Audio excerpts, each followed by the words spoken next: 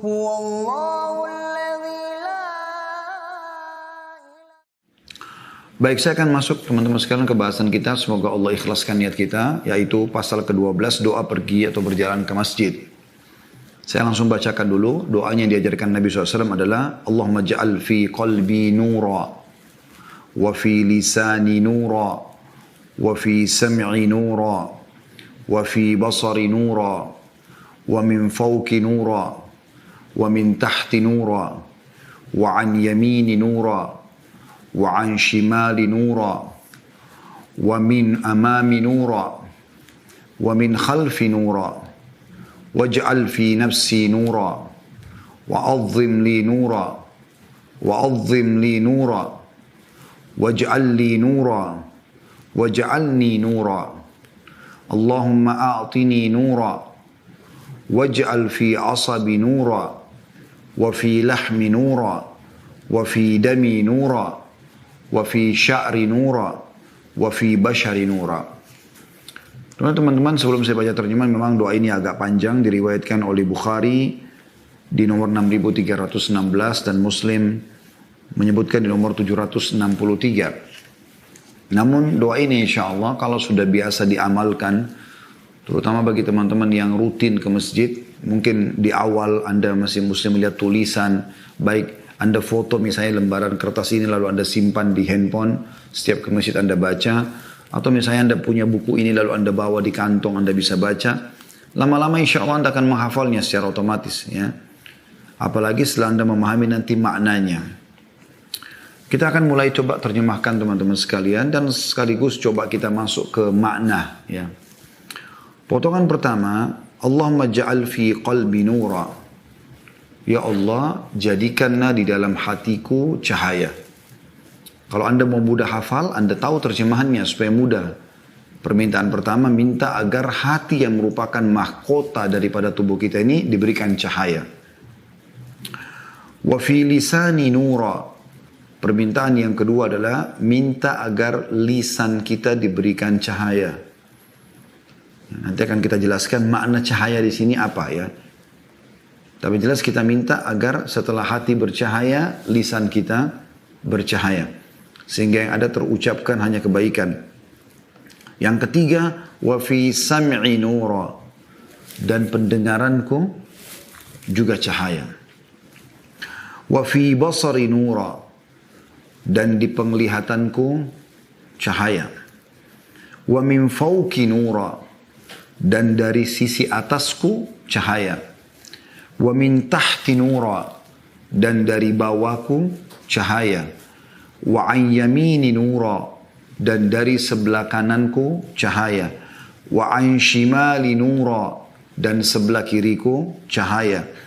Wa min amami nura. Dan dari depanku cahaya. Wa min khalfi nura. Dan dari belakangku cahaya.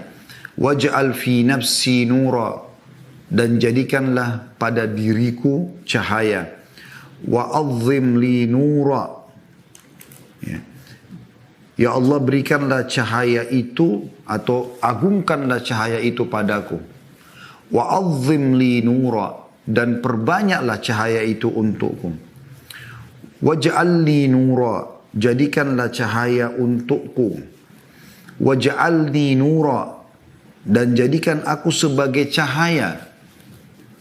Allahumma a'tini nura. Ya Allah, karuniakanlah aku cahaya. Waj'al fi asabi nura. Dan jadikanlah cahaya pada urat sarafku. Wa fi lahmi nura. Dan di dagingku cahaya. Wa fi dami nura. Dan di dalam darahku cahaya. Wa fi sya'ri nura. Dan di rambutku cahaya. Wa fi bashari nura. Dan di kulitku, ya, wajahku cahaya. Nah, ini doa yang luar biasa. Nanti akan kita masuk ke makna, ya. Sekarang ini terjemahan umumnya. Kemudian di riwayat yang lain saya langsung bacakan, masih di pasal yang sama, pasal 12. Riwayat yang lain menjelaskan, riwayat Tirmidzi nomor 3419, Allahumma ja'al li nura fi qabri Allahumma ja'al li nuran fi qabri wa nuran fi idhami. Ya Allah, jadikanlah cahaya untukku dalam kuburku dan cahaya dalam tulangku. Kemudian dalam riwayat yang lain diriwayatkan oleh Bukhari dalam kitab Adab Mufrad nomor 695, wazidni nura, wazidni nura, wazidni nura, 3 kali. Dan tambahkanlah cahaya untukku, tambahkanlah cahaya untukku, tambahkanlah cahaya untukku. Kemudian dalam riwayat yang terakhir, yaitu riwayat yang disebutkan Ibnu Hajar dalam Fathul Bari syarah Sahih Bukharinya, dan beliau menisbatkannya kepada Ibnu Abi Asim dalam kitab Ad-Du'a. Bisa dilihat dalam Fathul Bari syarah Sahih Bukhari jilid 11 halaman 118. Wahabli nura, wahabli nuran ala nur. Dan karuniakanlah bagiku cahaya di atas cahaya. Ini semua gabungan dari beberapa riwayat doa tentang doa menuju ke masjid. Sebelum panjang lebar kita jelaskan teman-teman sekalian, saya akan coba bacakan dulu pernyataan Imam Nawawi rahimahullah tentang makna permintaan Nabi SAW di sini, cahaya itu. Ya. Disebutkan bahwasanya Imam Nawawi rahimahullah berkata, yang dimaksud dengan cahaya adalah beliau mengatakan Rasulullah SAW meminta cahaya kepada Allah Subhanahu wa Ta'ala untuk semua anggota badannya. Dan dari seluruh arah. Anggota badan tadi kan, hati, lisan, pendengaran, kuping, penglihatan, gitu kan. Terus saja ya diminta kemudian dari kanan, dari kiri, dari atas, dari bawah, dari depan, dari belakang, seluruh arah ini. Maksudnya adalah diminta ditunjuki kepada kebenaran, keterangan, dan cahaya kebenaran. Sehingga beliau meminta cahaya untuk badan, perbuatan, segala keadaan, dan arah yang 6, sehingga beliau tidak menyimpang sedikit pun dari kebenaran. Ini diambil daripada syarah Sahih Muslim di jilid 5 halaman 45. Teman-teman sekalian, ini yang dimaknakan oleh Imam Nawawi rahimahullah. Dan ini sejalan dengan firman Allah Subhanahu wa Ta'ala, bisa dilihat dalam surah An-Nur nomor 24 ayat 35 yang bunyinya a'udzubillahi minasyaitonir rajim, nurun ala nur yahdillahu linurihi man yasha'u wa yadribullahu al-amthala lin-nas wallahu bikulli syai'in alim. Cahaya di atas cahaya, berlapis-lapis Allah katakan. Memang menceritakan tentang cahaya Allah. Surah An-Nur. Allah membimbing kepada cahayanya. N-nya besar kata ganti Allah. Siapa yang dia kehendaki. Jadi petunjuknya. Ya, hidayah yang Allah berikan. Dan Allah membuat perumpamaan bagi manusia. Dan Allah maha mengetahui segala sesuatu. Ini teman-teman sekalian adalah makna umum daripada tadi cahaya itu. Ya. Baik, kita akan coba bedah lebih dalam doa ini satu persatu. Allahumma ja'al fi qalbi nura. Ya Allah, jadikanlah dalam diri atau hatiku cahaya. Ini teman-teman sekalian, maknanya luar biasa. Kita hubungkan dengan hadis lain, di mana baginda Nabi alaihi salatu wassalam bersabda, kalau seseorang mukmin berbuat satu kebaikan, amal soleh apapun yang dikerjakan wajib atau sunnah, maka Allah akan titikkan dalam hatinya setitik cahaya. Ya. Kalau dia berbuat lagi, maka akan bertambah cahaya itu. Dan kalau dia berbuat dosa, maka Allah akan titikkan dalam hatinya sebuah titik hitam. Tentu kalau dia berbuat dosa akan bertambah. Dan tergantung dia sekarang menjaga yang mana. Kalau dia biasa, ini hadis sudah selesai, tapi penjelasannya kalau dia terbiasa mengerjakan amal soleh, maka hatinya akan dipenuhi dengan cahaya-cahaya yang Allah berikan. Sehingga hati itu tidak bisa dimasuki oleh sifat-sifat yang buruk, penyakit-penyakit hati, hasad, ya, iri, dengki, dendam, semua ini, ya, riya. Ini nggak ada lagi. Keraguan-raguan terhadap Allah Subhanahu Wa Taala, syariat Allah Subhanahu Wa Taala, Rasulullah SAW, ini semua tidak ada. Hatinya terang benderang dengan cahaya dari Allah Subhanahu Wa Taala. Tentu di sini Anda tidak fahami cahaya yang keluar seperti lampu. Karena kalau begitu bisa saja ditangkap dengan kamera atau alat. Oh, di hatinya orang beriman ini kalau dilihat bercahaya, keluar cahaya. Apalagi tadi doa ini di lisan, di telinga, di mata, di kanan kiri semua bercahaya. Berarti orang kalau jalan kalau beriman bercahaya semua. Bukan cahaya yang itu yang dimaksudkan. Sudah kita jelaskan tadi, Imam Nawawi adalah petunjuk dari Allah Subhanahu Wa Taala. Artinya hatinya ini udah tidak ada celah untuk mau melakukan, terdorong, terbisikkan keburukan. Yang ada hanya ikhlas, yakin, tawakal.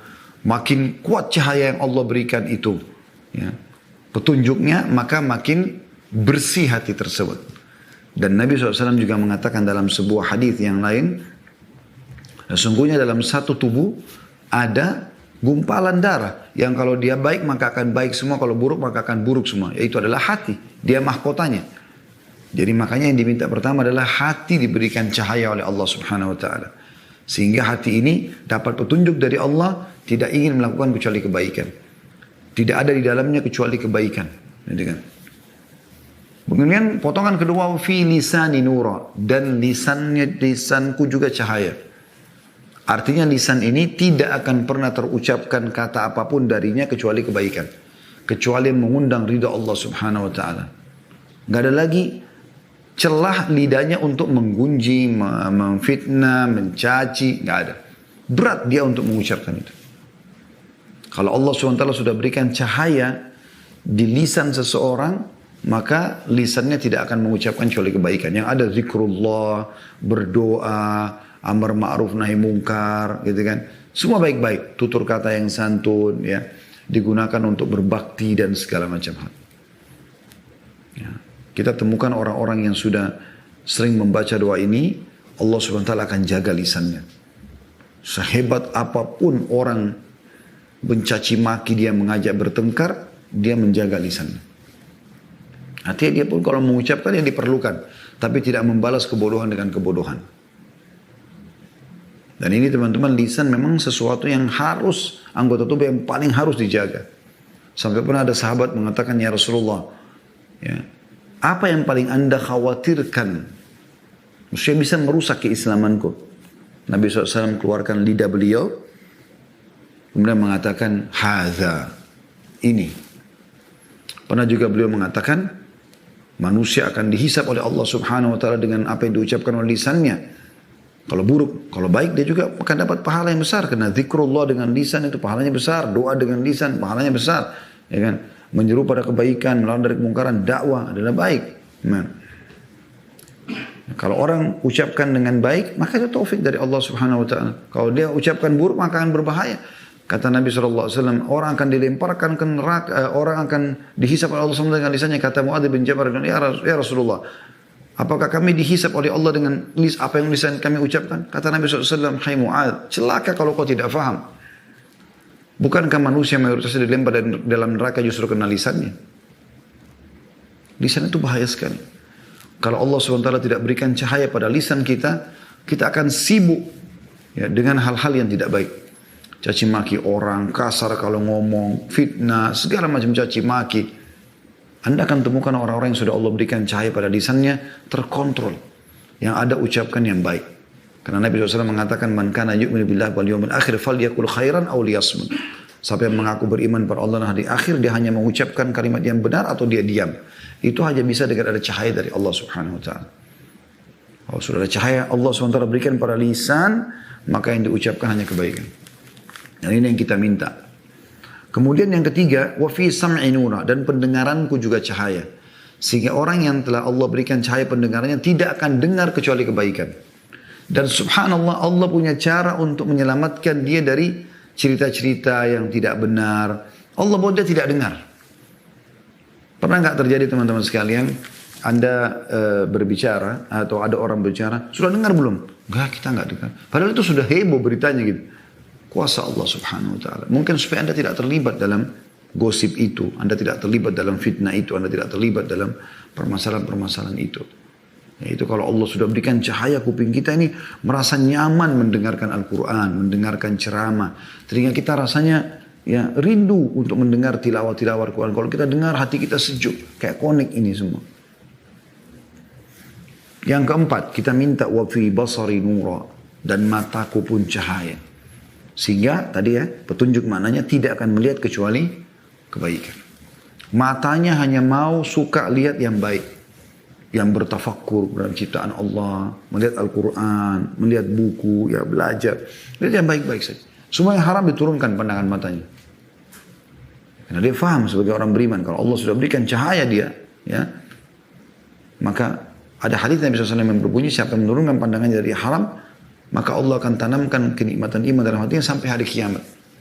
Bukan hanya di dunia. Tapi sampai dia mati. Dibangkitkan pun. Dia masih rasakan kenikmatan itu. Kapan dia turunkan pandangannya dari yang haram. Kemudian kita minta yang kelima. Tadi itu sekitar tubuh kita semua. Sekarang itu dalam tubuh kita. Sekarang kita sekitar kita. Wa min fawqi nura. Dari atasku pun cahaya. Ya. Jadi kita minta Allah subhanahu wa ta'ala tidak memberikan celah sedikit pun bagi syaitan untuk masuk dalam diri kita. Kenapa ada penyebutan dari atas? Karena syaitan, iblis kan berjanji pada Allah subhanahu wa ta'ala. Akan menggoda manusia dari sisi kanannya, dari kirinya, dari atasnya, dari depan, dari belakang. Itu semua syaitan. Kalau dia bisikin kita dari sini nggak mempan, dia akan pindah ke kanan, nggak mempan kiri. Kiri nggak mempan depan, depan nggak mempan belakang. Atas dia berusaha supaya kita tergoda.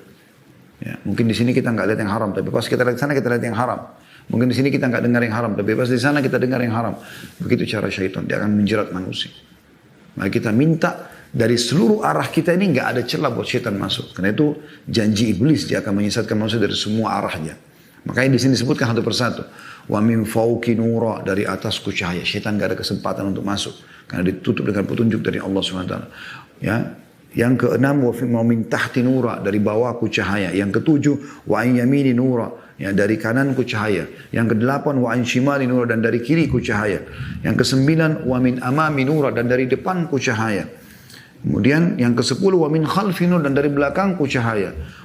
Ini semua di sekitar kita. Kemudian setelah itu kita minta lagi, ya, agar kembali ke dalam diri kita. Waj'al, ini yang permintaan yang ke-12 ya. Waj'al fi nafsi nura. Dan jadikanlah pada diriku ini cahaya. Ya. Jadikanlah pada diriku cahaya. Bisa juga bermakna nafs adalah jiwa. Ruh. Ya. Diberikan cahaya. Karena kita kan ada badan, ada ruh. Ya. Maka dua-duanya diberikan cahaya oleh Allah subhanahu wa ta'ala. Yang ke-13 kita minta wa'azzim li nura. Jadi alif sama ain ketemu. A'azim li nura. Kemudian yang kedua, azim li nura. Ain sama dha langsung. Ya. Kalau yang pertama, a'azim li nura, artinya ciptakanlah cahaya itu untukku. Kemudian kalau azim li nura, perbesarlah cahaya untuk, atau perbanyaklah.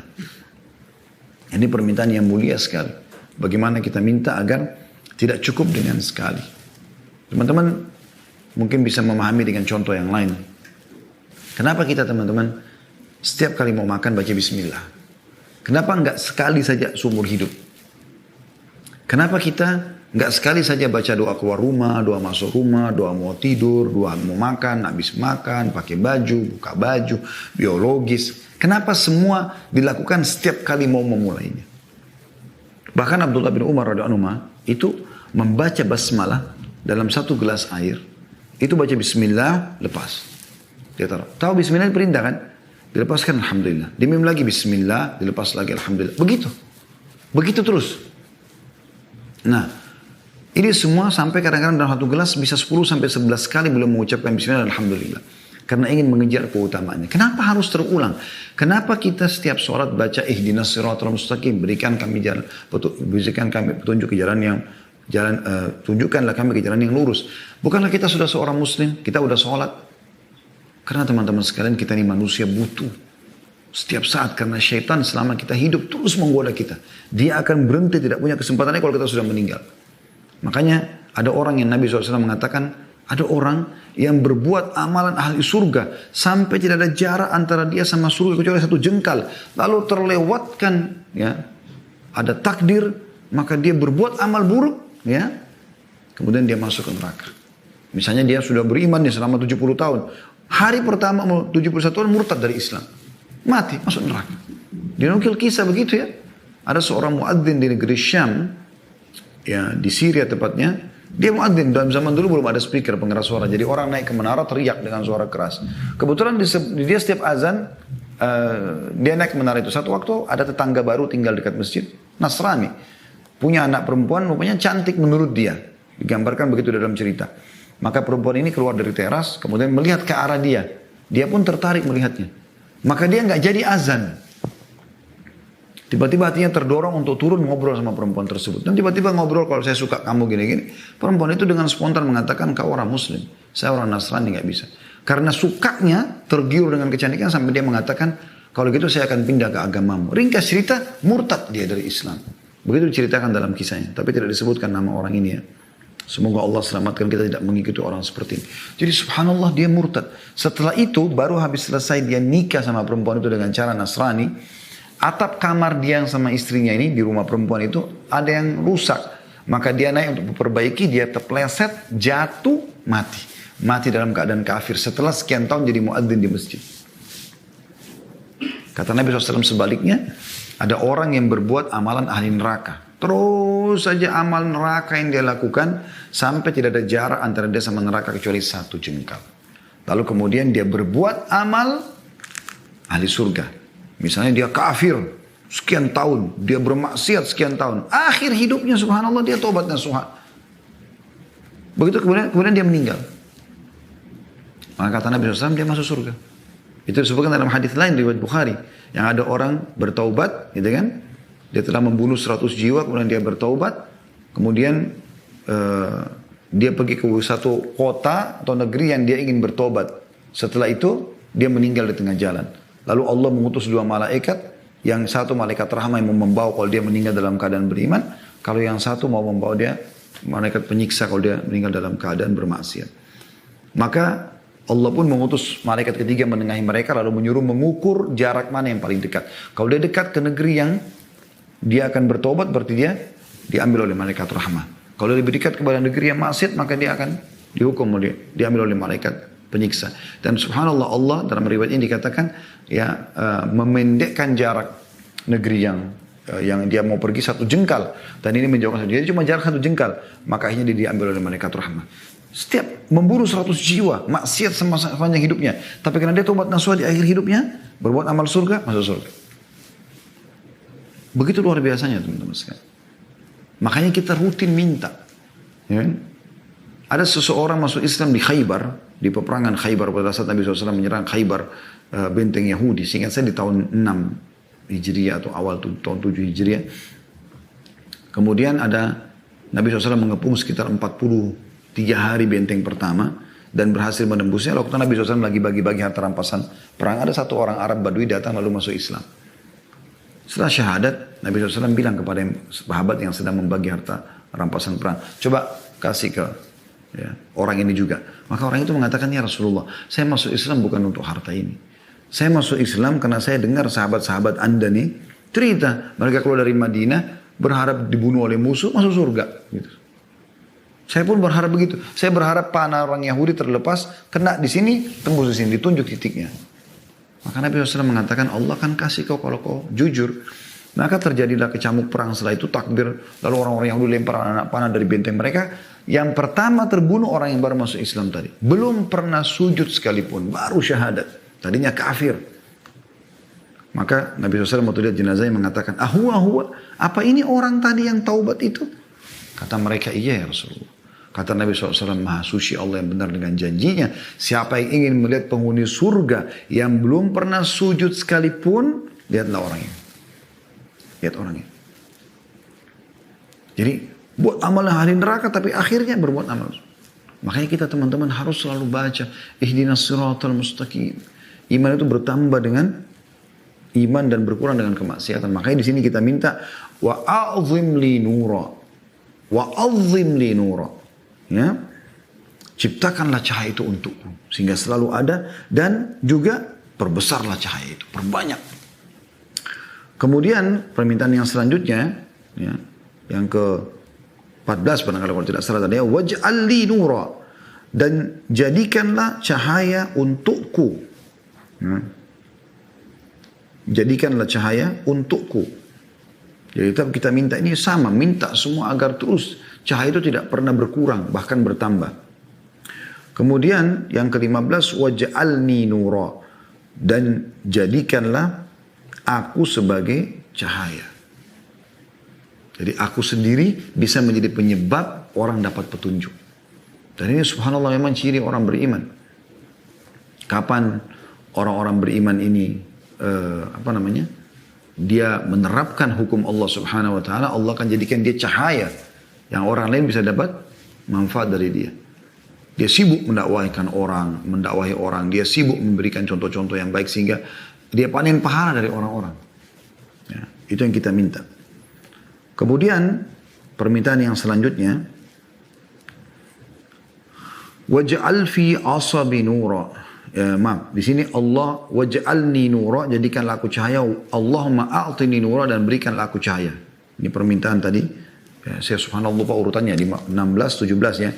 Yang ke-18, waj'al fi asabi nura. Ya Allah, jadikanlah di urat sarafku cahaya. Sampai ke urat saraf. Pertanyaan, kok bisa urat nih? Hubungannya dengan urat. Mungkin kalau kita hubungkan dengan hadis Nabi SAW, ada hadis ya. Sesungguhnya syaitan mengalir dalam tubuh manusia seperti mengalirnya darah. Sehingga penuh dengan cahaya dari Allah SWT di urat-urat kita, dan syaitan tidak punya celah untuk itu. Luar biasa, tertutup semuanya dengan cahaya dari Allah SWT. Dan ini semuanya tentu supaya syaitan tidak bisa masuk. Ya, itu urat, karena syaitan mengalir di situ. Kemudian selanjutnya, wa fi lahmi nura. Ya. Jadi tadi hati 1, lisan 2, pendengaran 3, penglihatan 4, atas 5, bawah 6, kanan 7, ya, kiri 8, depan 9, belakang 10, dalam diri jiwa 11, 12, agungkanlah cahaya itu, perbesar cahaya itu untuk aku. Kemudian yang ke-13, ya, perbesarlah cahaya itu atau agungkanlah cahaya itu untukku. 14, jadikanlah aku cahaya atau jadikan untukku cahaya. Kemudian yang ke-15, jadikan aku sendiri cahaya, petunjuk bagi orang. Ya. Dan selanjutnya, ya Allah, berikanlah aku cahaya. Ya.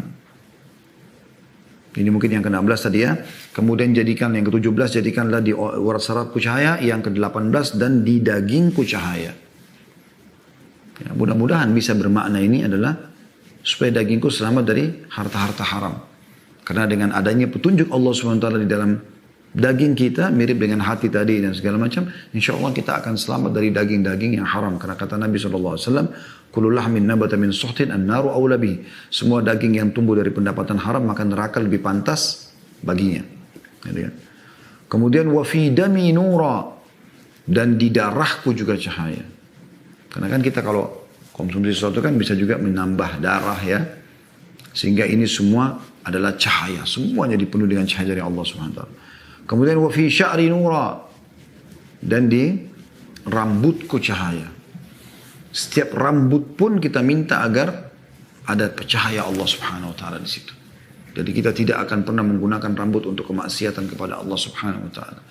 Juga Allah Subhanahu wa taala jadikan rambut ini di atas ketaatan. Kalaupun kita mencukurnya, misalnya kita cukurkan dengan masalah umrah atau haji yang lebih besar pahalanya. Kemudian wa fi basyari nura, dan juga di kulitku cahaya. Ya, ini kita minta luar biasa, seluruh kulit kita bercahaya. Sehingga tidak ada lagi yang tersentuh dengan maksiat kepada Allah Subhanahu wa taala. Enggak ada yang tersentuh dengan yang haram. Kulit kita semuanya diliputi dengan cahaya dari Allah Subhanahu wa taala. Orang yang sudah menjaga agar jangan sampai dia tersentuh dengan yang haram. Misal, contoh Anda terbiasa tidak mau tersentuh oleh lawan jenis. Ya. Misal dengan mengamalkan hadis Nabi SAW, la yuta'ananna ahadukum bimikhatin min hadid khairun lahu min an tamassu yadu khairun lahu min an yamassu yadu imra'atin la tahillu lah. Seseorang yang antara kalian disusuk dengan besi yang tajam lebih baik, lebih ringan baginya daripada dia disentuh oleh tangan perempuan yang tidak halal buat dia. Bukan mahramnya dan bukan misalnya istrinya. Dia sentuh-sentuhan segala macam. Ini kan tidak boleh. Hukumannya lebih berat daripada ditusuk dengan besi. Nabi SAW larang. Makanya Nabi SAW mengatakan inilah usafihun nisa. Aku tidak menyalami para wanita. Jadi sebenarnya kita sedang minta itu. Agar kita betul-betul kulit ini hanya tersentuh pada yang halal. Ya. Kemudian di riwayat yang lain adalah kita minta Allah maj'alli nuran fi qabri. Ya Allah jadikanlah cahaya di kuburanku. Ini juga sejalan dengan makna sabda Nabi SAW. Sesungguhnya pada kuburan itu ya, bisa dipenuhi cahaya yang terang benderang karena iman atau dipenuhi dengan kegelapan. Ya, gulita karena memang pelanggaran-pelanggaran yang ada. Kita minta akan diberikan cahaya. Ya. Kemudian juga wanuran fi idhami dan juga tulang dan juga cahaya di tulang-tulangku. Jadi tadi riwayat pertama belum disebutkan tulang, ya, baru daging, ya, dengan hati, kemudian kulit, ya, urat saraf. Dan di sini ada tambahan riwayat Tirmidzi dan juga di tulang-tulangku. Sehingga tulang-tulang pun tidak ada kecuali kebaikan. Ya. Ada hadis Nabi SAW yang berbunyi di dalam tubuh manusia ada 360 sendi. Kalau ya, dan tiap hari dia dianjurkan sedekah sejumlah sendi itu dan 2 rakaat sholat duha ya, menutupi itu, kan gitu. Nah itu gambarnya teman-teman jelaskan bagaimana sebenarnya tulang-tulang kita ini pun ya, kita berharap agar Allah SWT berikan cahaya darinya sehingga betul-betul selalu tunduk dan patuh kepada Allah. Ya. Kemudian riwayat yang lain tadi yang kita sebutkan riwayat Bukhari dalam adab mufradnya, wazidni nura, wazidni nura, wazidni nura. Tambahkan cahaya untukku, tambahkan cahaya untukku, tambahkan cahaya untukku. Begitu. Ya. Dan ini teman-teman sekalian, kita boleh tamak dengan rahmat Allah Subhanahu Wa Taala. Jadi misal teman-teman udah sehat, tetap lebih baik teman-teman minta agar kesehatan itu dipertahankan.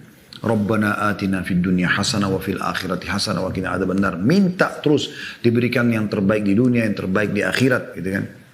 Itu lebih baik kita minta ya, agar diselamatkan jasad kita daripada kita minta pada saat sakit disembuhkan. Walaupun boleh, bukan tidak boleh. Memang kita harus. Nabi Ibrahim AS mengatakan wa idza maritu fa yushfin. Kalau aku sakit maka dia menyembuhkanku. Iya, tapi tetap lebih baik posisinya kita minta dipertahankan nikmat daripada kalau sudah nikmat sudah diangkat baru kita minta dikembalikan. Makanya salah satu doa Nabi SAW, Allahumma inni a'udzubika min zawali ni'amik. Ya Allah, aku berlindung kepadamu jangan sampai nikmatmu hilang dariku. Wa tahawuli afiyatik, dan beralih ya kesehatan kepada keselamatan kepada penyakit. Wa tahawuli afat wa fujaati nikmatik, dan tiba-tibanya hukumanmu, wa jami'i sakhatik, dan semua kemurkaanmu. Itu di antara doa Nabi SAW. Maka di sini kita minta, sudah minta cahaya semuanya tadi, kita masih minta ya Allah tambahkan, ya Allah tambahkan, ya Allah tambahkan. Dan 3 kali di sini teman-teman, karena memang sebagian ulama menganjurkan agar kalau ada doa atau zikir kita ulangi 3 kali. Ya, permintaan kepada Allah SWT kita minta 3 kali. Ya. Kemudian yang terakhir, wahabli nuran ala nur. Ini kesempurnaan riwayatnya, dan karuniakanlah bagiku cahaya di atas cahaya. Artinya, setelah aku mendapatkan pun ya Allah, kalau seandainya masih ada ya peluang untuk mendapatkan tambahan cahaya dengan amalan-amalan tertentu, engkau memanduku ke situ. Sehingga aku bisa mendapatkan cahaya tambahan.